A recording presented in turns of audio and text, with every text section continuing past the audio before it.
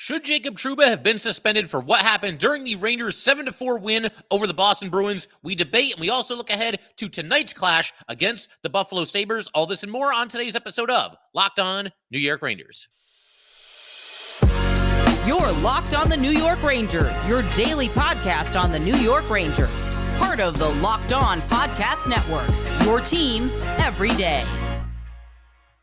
Welcome back, Blue Shirts fans, to episode number 949 of the Locked On New York Rangers podcast. I'm your host, John Chick. Just want to thank you guys, as always, for making Locked On New York Rangers your first listen every day. We are free and available on all platforms, including YouTube. And today's episode of Locked On New York Rangers is brought to you by Sleeper. Download the Sleeper app and use promo code LOCKEDONNHL to get up to a $100 match on your first deposit. Terms and conditions apply. See Sleeper's terms of use for details. So the Rangers obviously playing very well recently, coming off of this very impressive back-to-back win, taking down the Flyers 3-1, then beating the Bruins 7-4, and everything was all well and good when that game ended. And really, while the game was going, obviously it was back and forth for a while between the Rangers and Bruins, but Rangers pulled away, got a couple of clutch late second period goals from Jimmy Vesey, Keandre Miller. That turned a 3-3 tie into a 5-3 lead. Rangers went on to win. But after the game, not too long after, there was a video kind of circulating on social media. A lot of people, Rangers fans and otherwise, taking notice of this.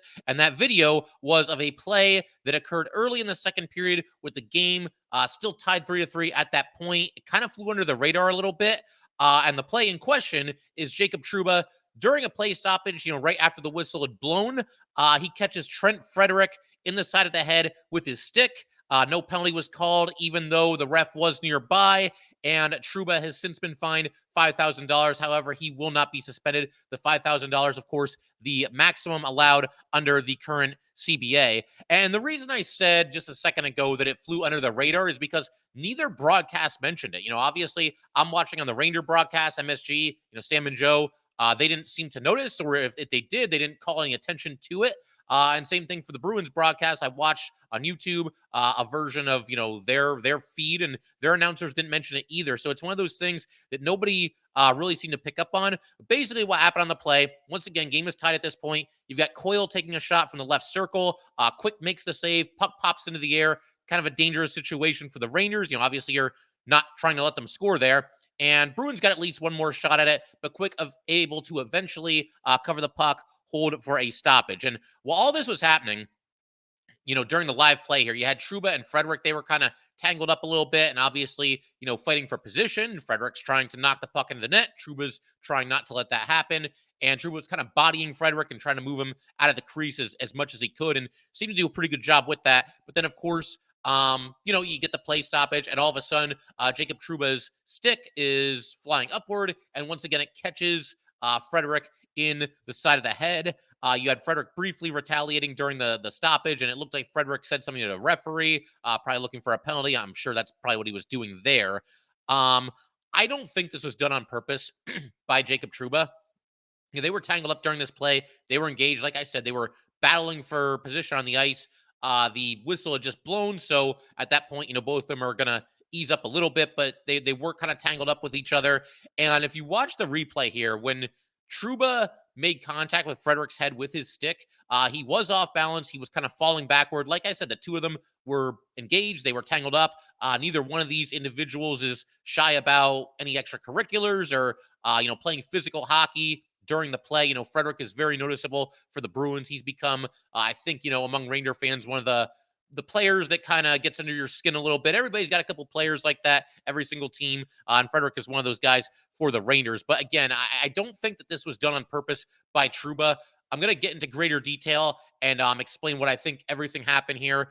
More so than I already have, but just for frame of reference, because I saw a bunch of people saying that like Jacob Trouba, he's invincible. The NHL for some reason won't suspend this guy no matter what. He has been suspended in the past. As far as I can tell, it is just the one suspension. It was back when he was with the Jets in 2017. He had a high hit on Mark Stone when Stone was with the Senators, and that one was kind of shoulder to jaw. And again, same thing. I don't think the intent was there from Trouba on this. It looked like he just caught him up a little bit too high, but certainly that was suspension worthy. And indeed, Trouba did get the 2 games, but 11 seasons in the league for somebody that plays as physical as he does and plays as tough and nasty of a game as he does, I do think for the most part, Trouba, as I've said in the past, he does toe that line a little bit, but I think he usually keeps it on the clean side. And for somebody, everybody likes to talk about, anybody who's not a Ranger fan likes to talk about what a dirty player he is. And he does this and he takes liberties and this, that, and the other thing. This guy's been suspended once in 11 seasons. And I know the NHL player of department safety is far from perfect. We're going to talk about a little bit more about them in a little while as well. But for right now, again, you see the initial replay and it does look bad. Then there's one from a different angle. And you can tell on this one where he's kind of falling backwards. He's clearly off balance. And I don't think he would do this in general, but I especially don't think Jacob Trouba would do something like this on purpose, take a swing at somebody's head in a game against, at least record-wise, that it's between the two best teams in the Eastern Conference. The Rangers and Bruins went into that game with the two most points in the conference. I believe they're now tied, and the Rangers, have a tiebreaker or something along those lines. I know that technically the Rangers are ahead of the Bruins right now, and technically the Rangers do have the best record in the NHL. But think about the situation here. This is a 3-3 game.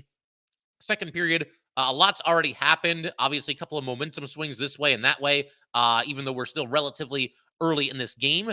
I don't think Trouba, in a situation like this, once again, a big game against a tough team, difficult opponent, an opponent which beat the Rangers in all 3 meetings last season, and has largely had the Rangers number going back however many years you want to go back here. The Bruins have been a very good team for a very long time. I don't think Jacob Trouba is going to risk taking a penalty of any kind, much less a 5-minute major penalty, by swinging his stick at somebody's head in a situation like this. Jacob Trouba is the captain of this team. He's been praised for his leadership by the coaches, by his teammates and everything. But how bad would this look if, as team captain, you're supposed to set an example, right? Supposed to always lead by example. If he makes it all about himself for a second here, completely loses his cool and takes a baseball swing, as some people have been calling it, at his opponent's head. I don't think that's what was going on here. Just don't think he would do that. And something else, as far as like the idea that, oh man, Trouba, he snapped here and he took a swing at somebody.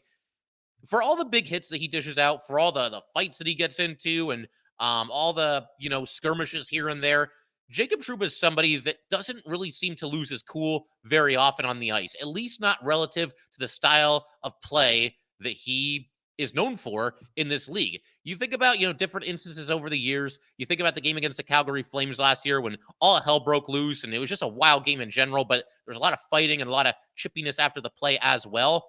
And Jacob Trouba twice in that game dished out what the replay showed as a perfectly clean legal hit, and then had to fight afterwards. And both times, think about the intensity of that game and the fact that Trouba's laying in these big hits, and then he's getting into fist fights. When all that was over with, even after the second fight, Jacob Trouba, you look at him, still very calm, cool, calm, and collected, and just skates to the penalty box, and that's it. He's not yelling and screaming at anybody or anything along those lines. Now, the one, I guess, other side of this is there was that game also last year where, he was fired up and fired his helmet into the side of the boards to light a fire under his team. But that was done very purposefully by Jacob Trouba. That was done very tactfully, I guess would be the word, because he was trying to get his team going after they were basically sleepwalking for a handful of games. So for the most part, you don't see Jacob Trouba out there playing with like just this out of control rage or this anger that's just off the charts and, makes him see red. He's not really that player. Again, at least relative to the physical style and, the hard-hitting style that he plays. So just a couple of examples there, but yeah, for the most part, I think Jacob Trouba is usually in control of his emotions out there, and I don't think this was an instance where he was purposely swinging his stick at Trent Frederic's head. We're going to talk a little bit more about this in just a second here. I'm also going to, I'm going to see things from the other side as well, because there's people, calling for a punishment to Trouba beyond the $5,000 fine, which seems to come with, anything that crosses the line, you get the $5,000 fine, but that barely makes a dent into the wallet of most of these players. So I can understand some fans being mad. They're typically going to be people that don't like the Rangers very much, and that's okay. I'm going to at least see their side of it and talk about why, if Trouba had been suspended for a game or two, I wouldn't have fought it too much. I wouldn't have been too upset, and I probably would have understood it from the league's perspective. So we're going to look at it from that end as well. Also going to talk a little bit about some of these people calling for these insane punishments to Jacob Trouba. We'll get into all that fun stuff in just a second here. But first, let's go ahead and let everybody know that today's episode of Locked On New York Rangers is brought to you by Sleeper. A new NHL season brings all sorts of possibilities. Chris Kreider could score 50 goals. Like, really, he might. The New York Rangers could hoist the Stanley Cup. They might. And you could win big by playing daily fantasy hockey on Sleeper, the official daily fantasy app of the Locked On NHL Network. Sleeper is our number one choice for daily fantasy sports and especially daily fantasy hockey, because with Sleeper, you can win 100 times your cash in daily fantasy hockey contests. All you have to do is pick whether studs like Kreider or Panarin or Igor will record more or less than their sleeper projections for things like goals, assists, saves, plus minus, and more in a given game. To win a 100 times your bet on Sleeper, you need to correctly predict the outcome of 8-player stats. You heard me, Ranger fans. You can win 100 times your money playing daily fantasy hockey with Sleeper. So start paying attention and nail your picks so you can start winning big. Use promo code LOCKEDONNHL and you will get up to a $100 match on your first deposit. Terms and conditions apply. That's code LOCKEDONNHL. See Sleeper's terms of use for details and locational availability.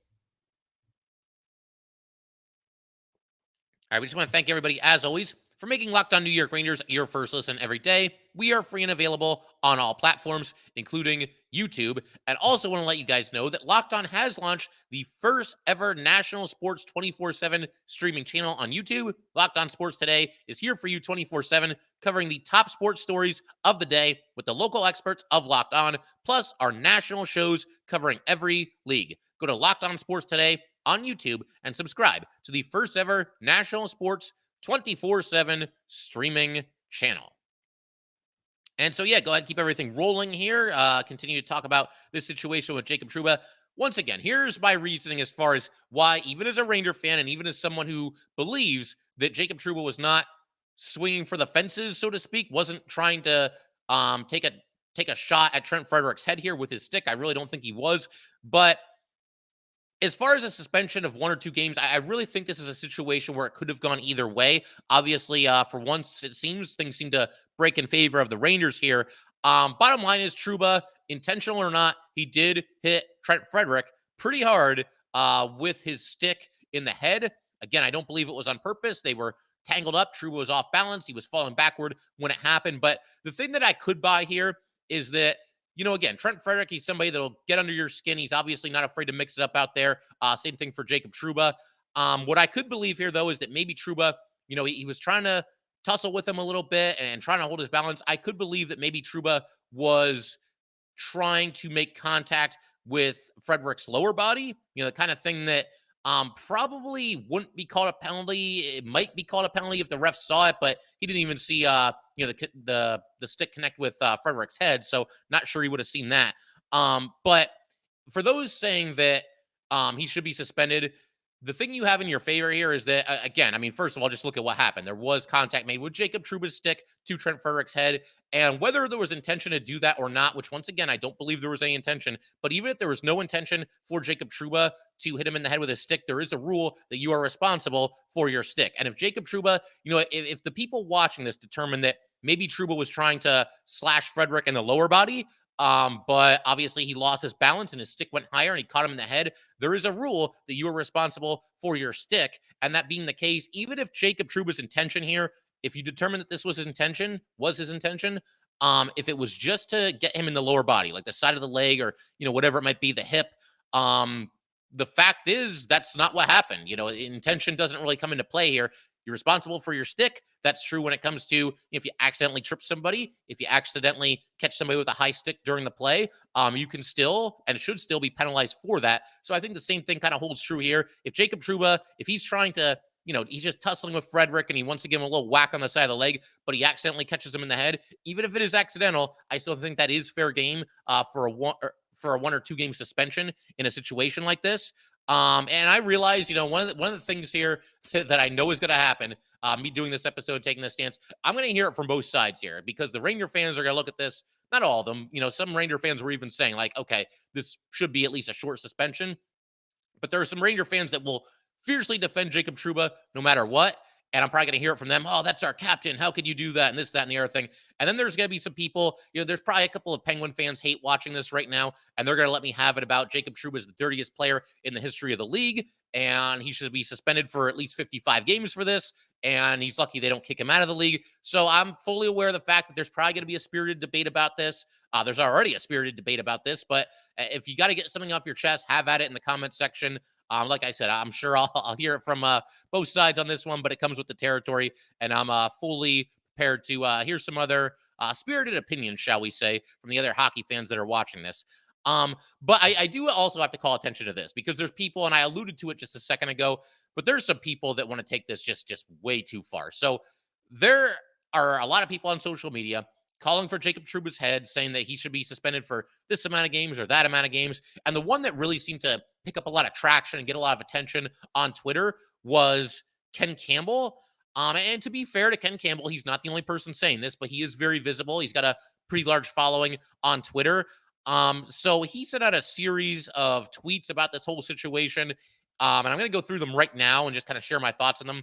Here's the first one. And I'm going to do my best to try to get through this without laughing, but I make no promises. Here we go. This is from Ken Campbell. Jacob Trouba should have been suspended a minimum of 25 games. 25 games for his slash to the head of Trent Frederic. Yeah, he received a $5,000 fine, the maximum allowable under the CBA. George, the violent gentleman Peros, is incompetent, as are his cabal of henchmen at NHL player safety.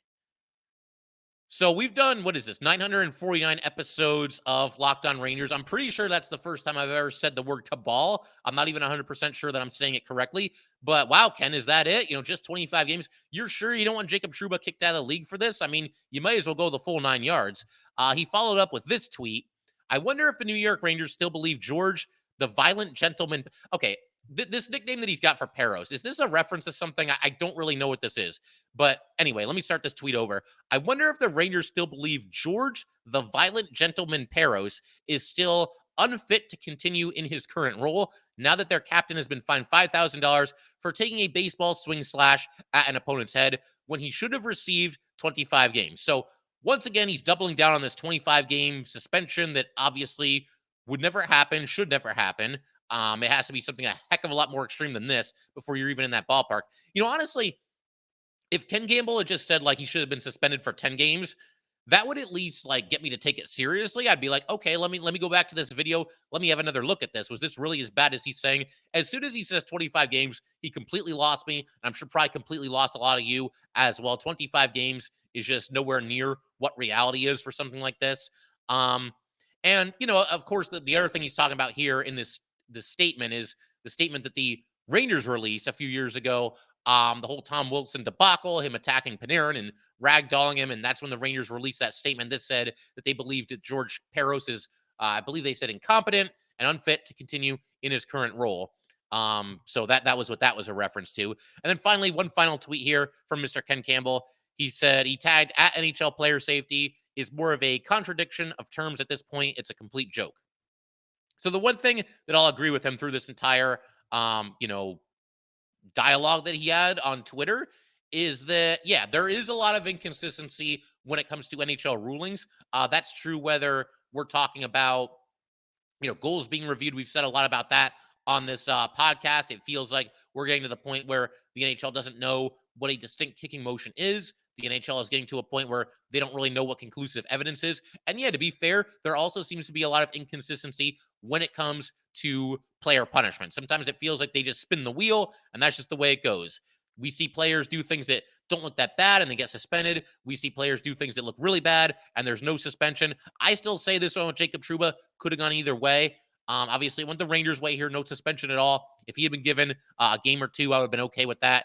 As well, because you are responsible for your stick, and he did make contact with the head of an opponent. So I'll kind of just leave things there. That kind of puts a bow on the entire situation. Obviously, Trouba at this point is not going to be suspended. He'll be back out there to play the Sabres tonight, Monday night in Madison Square Garden, a rematch from opening night. And we're going to break that matchup down in greater detail in just a second here. First, though, want to let everybody know that today's episode of Locked On New York Rangers is brought to you by our sponsors, our good friends, Collective.com. And with Collective.com, it's important to listen to this if you run a small solo business because you are an army of one. But you still need a CPA, a bookkeeper, separate payroll solution, and more. Let Collective take care of the paperwork while you take care of business. Collective is the #1 financial solution for freelancers, contractors, and self-employed entrepreneurs that lets you focus on your passion, not your paperwork. Let Collective handle all of the paperwork you dread, like corporate formation and compliance, taxes, bookkeeping, accounting, and even payroll. The best part? It's at a fraction of the cost of a CPA. Collective knows that if your business of one makes over $80,000 a year, you will find the most value from their services. Join the thousands of solopreneurs who have saved an average of $10,000 per year on taxes with their structure. Right now, Collective is offering 1 month free and no onboarding fee when you go to collective.com/LockedOnNHL and tell them Locked On NHL sent you. That's a $550 value for free when you go to collective.com/LockedOnNHL and tell them Locked On NHL sent you. That's collective.com/LockedOnNHL and tell them Locked On NHL sent you. All right, I figure we can go ahead and wrap up today's episode by taking a look at tonight's clash between the Rangers and the Sabres. First, though, just one last thing about the Jacob Trouba situation, because Trouba himself addressed it, and this is what he had to say. This per a quote from Arthur Staple on Twitter. It can't happen. Saw the video of it, and it didn't look good. Got to control my stick better, take the fine, and move on.